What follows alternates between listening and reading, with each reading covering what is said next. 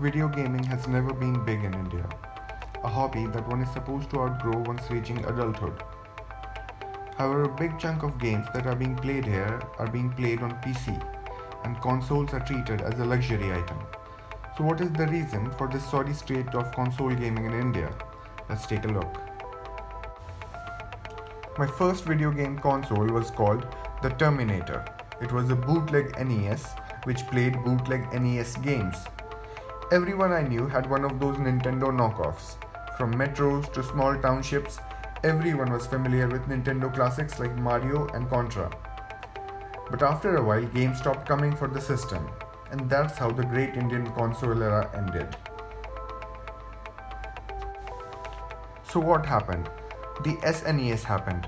The Super Nintendo Entertainment System had copy protection, thus making it impossible for piracy, and an entire generation that played Super Mario Bros. Grew up without ever knowing about Super Mario World and Mario 64. And for many Indians, there's just one Mario game. What a tragedy. Nintendo has never released any of its console for the Indian market, and Sony's PlayStation and Microsoft's Xbox aren't doing that well either. Looking at the sales figures, we can see that console gaming in India isn't reaching its full potential. But first, why play on consoles? Some of the best experiences that modern gaming has to offer are on consoles. The melancholic beauty of The Last of Us, excellent combat system of God of War, cinematic set pieces of Uncharted series, or the beautiful post-apocalyptic world of Horizon New Dawn can only be played on a PlayStation. Likewise, Super Mario Odyssey and Zelda Breath of the Wild can only be played on a Nintendo Switch. These are all games crafted with passion, have incredible storylines, amazing worlds to explore, and brand new gameplay mechanics. These games deserve a bigger audience, and Indian gaming scene needs to play these games. So why are consoles struggling in India? Main reason is games are seen as counterproductive.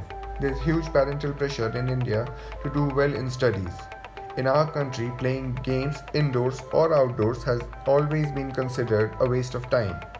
Perception towards outdoor games has been changing recently, but video games are still considered time wasters.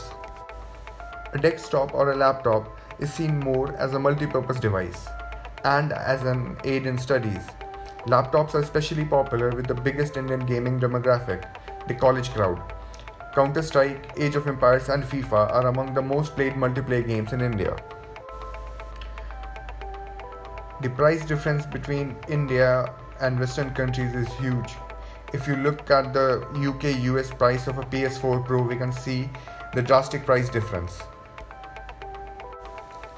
I have never seen a PlayStation ad on TV, or for that matter an ad for an Xbox. If gaming companies themselves are not promoting their products to a billion-strong market, then what can be said? But ignoring a market like India is not wise in my opinion. The PS4 sold over 130 million units worldwide. With fair pricing for India and with proper marketing of consoles and games, Sony and Microsoft could hit that number in India alone. India has been neglected by console manufacturers and game developers alike, and as a result, Indian consumers have ignored the gaming industry as a whole. There's a lot of interest for gaming among youngsters in India, and the onus lies with the tech companies to make policies to tap into a market that has the potential to be the biggest games consumer in the world.